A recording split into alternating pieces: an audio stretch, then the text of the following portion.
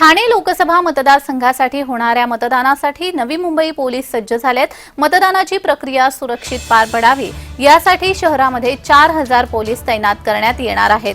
800 home guards, 6 सीआरपीएफच्या कंपन्या, 55 patrolling mobile, 34 स्ट्रायकिंग्स आणि मोठ्या प्रमाणावर ड्रोनचा देखील वापर करण्यात येणार आहे। मतदारांना सूचना करण्यासाठी स्पीकर्सचा वापर देखील केला जाणार असल्याची प्रतिक्रिया पोलीस उपायुक्त पंकज डहाणे यांनी दिली आहे।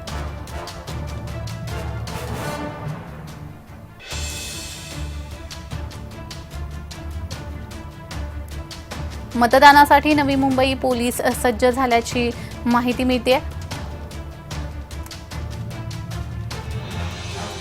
ठाणे लोकसभा मतदारसंघासाठी होणाऱ्या मतदानासाठी नवी मुंबई पोलीस सज्ज झालेले आहेत।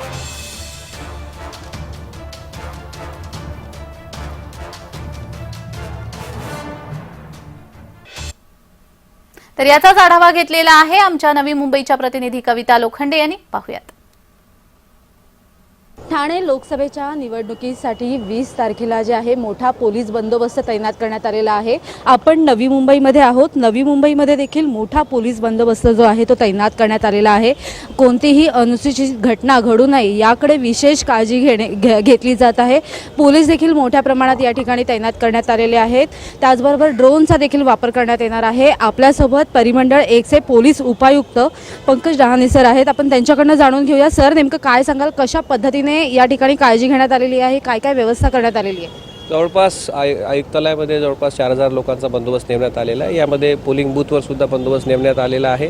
यामध्ये जवळपास 800 होमगार्ड्स, 6 पॅरामिलिटरी फोर्सेसच्या कंपन्या, त्याचबरोबर 160 ते जवळपास अधिकारी याच्यामध्ये तैनात आहे।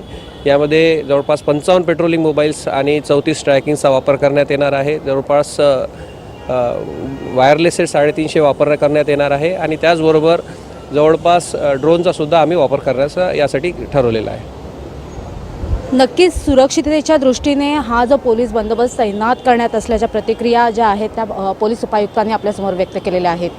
कविता लोखंडे, जय महाराष्ट्र, नवी मुंबई।